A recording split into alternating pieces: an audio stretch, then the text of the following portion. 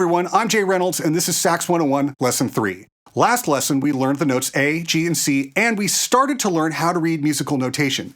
This lesson, we're going to add some new notes. In fact, we're going to add enough notes that we'll be able to complete our first scale. We're also going to learn a new basic rhythm, but before we do any of that, we're going to learn the second most important thing about saxophone, besides how to put the horn together. The cold hard truth is, your sax is at some point going to end up in a repair shop. No matter what, your pads will eventually wear out and you'll have to replace them. But by following these simple practices that I'm about to show you, you can minimize the amount of time your sax spends getting fixed. The single most important thing that you can do to take care of your saxophone is to watch what you eat and drink before and while you play. First, only drink water while you're playing the horn. Anything else will coat the inside of the saxophone with a sticky film, which will make the pads stick, which will in turn make them wear out faster. Second, try to avoid playing for a half hour after you eat. That's because after you eat, your stomach releases a bunch of extra enzymes to help break down the food. If you play during that time, those enzymes are going to wind up inside the horn and they're going to begin to break down the pads. I'll be honest, there have been recording sessions and gigs where I haven't been able to adhere to this advice. Stuff happens. But if at all possible, try to avoid playing for 30 minutes after a meal. Third, brush your teeth before you play. And honestly, this is a no-brainer, folks. You should be flossing every day, brushing for a full 2 minutes, and visiting the dentist on a regular basis because it's kind of hard to play saxophone with no teeth. However, by brushing your teeth right before you play, you'll ensure no leftover food that's still in your mouth is going to wind up inside the saxophone. I honestly have a toothbrush and toothpaste in my gig bag for this very reason. If you don't have one already, you're going to need a cleaning kit. They come in a bunch of different flavors, but in order to cover what we're going to cover in this video, you will need a mouthpiece brush, a neck swab, and a body swab. Those are the tools that I use. The stuff that's available to you might be slightly different, but it all generally works. The only one I would say to avoid is the gazinta. It's called that because it goes into the sax. Honestly, they're fine, just don't leave them in the instrument. If you do leave it in the saxophone, the little furry bits tend to dry to the tone holes and cause leaks when they mess with the pad's seating. So when I break the horn down, the very first thing I do is I take the reed off and I place it in a reed guard. This is a reed guard. You want to very carefully lay the reed flat side down and slide it in tip first. Then I brush out the mouthpiece. As you can see, I also brush off the outside because it gets a little funky. Even with that though, there will eventually be some limescale buildup from the water in your saliva. We'll go over how to get that off in a later video. Next, I swab the neck.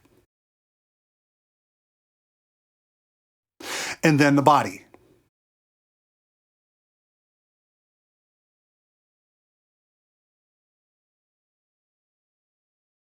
Finally, if I'm on the gig, I put the horn back in its hard case. By the way, I always use hard cases, never soft cases with the saxophone. If I'm at home, I put the horn back on a sax stand, and I do it without the mouthpiece. I leave the mouthpiece off so that the cork doesn't get compressed from the mouthpiece being on there 24/7. So right now, here are the notes that we know. C,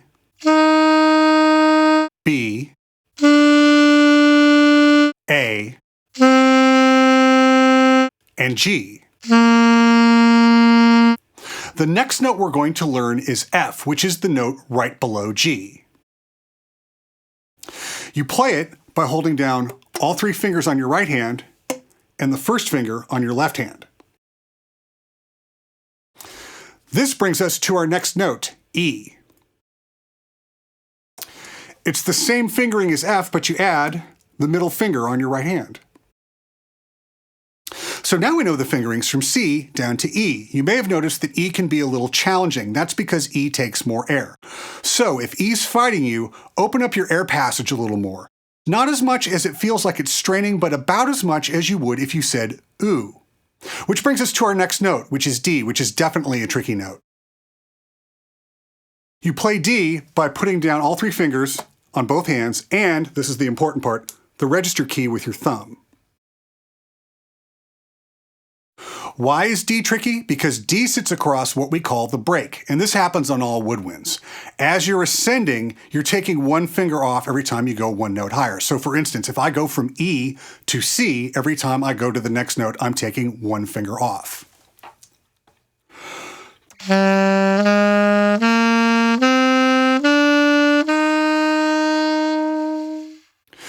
there, you have to start adding fingers back again, but instead of doing it one at a time, you add them all at once, and you add your thumb on the register key. So you go from C, which is one finger, to D, which adds every other finger that isn't a pinky.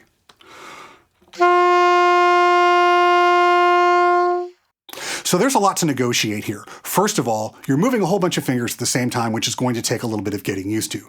Second, the horn plays very differently across the break. C is a very open note. There are not a lot of keys that are closed, so there are plenty of places on the instrument for the air to vent, versus D, which is a very closed note. The air has to travel almost all the way through the saxophone in order to escape, so D is a much more resistant note than C. So let's do an exercise that goes between C and D, similar to an exercise we did in lesson 2. We'll play C for 4 counts, then D for 4 counts, and we'll just go back and forth between those two notes with a rest in the 8th bar.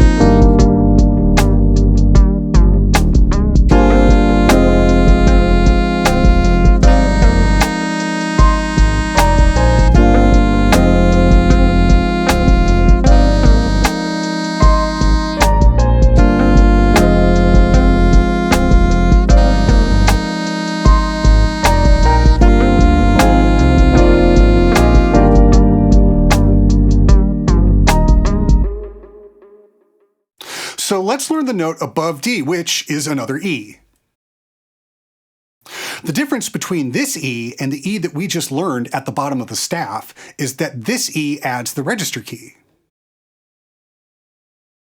Now, if you're smart, and who are we kidding? Of course you're smart, you decided to play saxophone, you'll have surmised that all the fingerings in the lower part of the staff are identical to the fingerings in the upper part of the staff and above, with the only difference between the two being the higher notes have the register key down, and you'd be correct. For instance, there's an F an octave above the F we learned earlier in this lesson. That's an F 8 scale steps higher than the lower F, with the only difference between the two being the higher F has the register key down. And there's a D at the bottom of the staff that's the same fingering as the D that we just learned, only you take your thumb off the register key for the lower D. So now you know all the notes of the C major scale. Yes, I haven't shown you low C yet, mainly because we just got down to low E and D, and low C can be even trickier. We'll get to low C in the next lesson. For now, just add all these new notes to your long tone regimen. Before I turn you loose on the exercises, let's look at a new type of note, the half note. The half note is super easy. If a whole note is 4 beats long, a half note is only 2 beats long. Same deal with the half rest, it's only 2 beats of rest. You should now be able to work on Lesson 3, Exercises 1 through 8 in the Exercises section of this YouTube channel. As before, there will be versions with and without me playing along. And now that you know the notes of the C major scale, take a minute every time you play and just make up your own music using those notes. You can also use the C major scale to improvise over the Lesson 3 instrumental in the instrumental section of this YouTube channel. As always, if you want to get further into this lesson, or if you just want to get further into the saxophone, I'm available for Skype lessons. As I mentioned before, we're going to work on low C in the next lesson, and we're going to learn about articulation. We'll also learn our first accidental, F sharp. Be sure to like and subscribe, and please post any questions you have in the comments. Thanks for watching.